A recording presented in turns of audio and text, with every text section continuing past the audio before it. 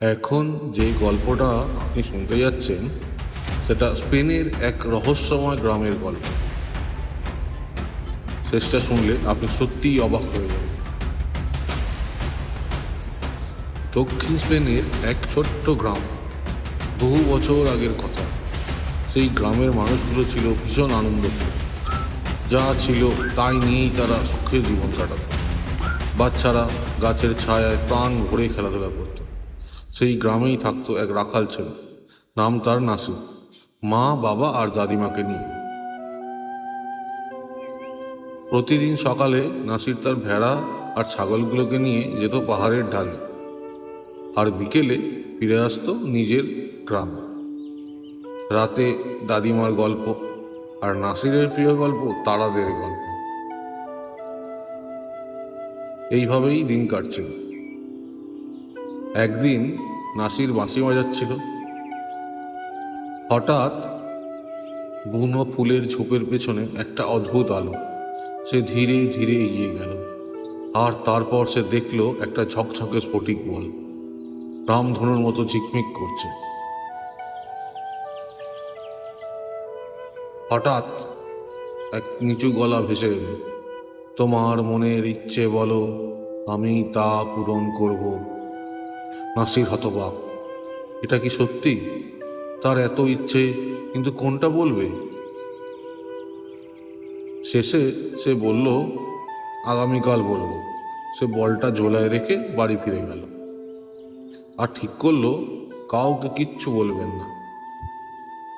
দিন কেটে যেতে লাগলো, কিন্তু নাসির কোনো ইচ্ছাই ঠিক করতে পারল না, কারণ তার তো সবই আছে। এইভাবে দিন যায়। এক দুষ্টু ছেলে নাসিরকে অনুসরণ করল, গাছের আড়ালে লুকিয়ে সব দেখছিল। নাসির ঘুমিয়ে পড়তেই সে স্ফটিক বলটা নিয়ে দৌড়ে পালিয়ে গেল। গ্রামে গিয়ে সে বলল, দেখো, এক জাদুর বল। সবাই অবাক। হঠাৎ বল থেকে গলা, আমি তোমাদের ইচ্ছা পূরণ করতে পারি। একজন বলল, আমার সোনাদানা চাই। আরেকজন, আমার গহনা চাই। কেউ চাইল বড় বাড়ি, কেউ চাইল ধনসম্পদ, আর সবার ইচ্ছা পূরণ হয়ে গেল। কিন্তু কেউই সুখী হলো না। সবাই একে অপরকে হিংসা করতে লাগলো। মাঠ ভরে গেল বড় বড় বাড়িতে। বাচ্চাদের খেলার জায়গা নেই। গ্রামটা আর আগের মতো রইল না। শুধু নাসির আগের মতোই খুশি, বাঁশি বাজিয়ে আনন্দে দিন কাটাচ্ছে। একদিন গ্রামের সবাই নাসিরের কাছে এলো। আমরা ভুল করেছি, আমরা সুখী নই। নাসির বলল, যদি সবাই আগের জীবন ফিরতে চাও। সবাই রাজি হলো। নাসির বলটা হাতে নিয়ে বলল, এই গ্রাম আগের মতো হয়ে যাক। মুহূর্তেই সব সোনা, সব বাড়ি উবে গেল। ফিরে এলো সবুজ মাঠ, হাসি, আনন্দ, বাচ্চাদের খেলাধুলা।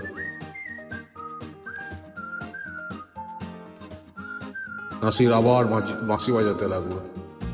তার সুরে পুরো গ্রাম ভরে উঠল।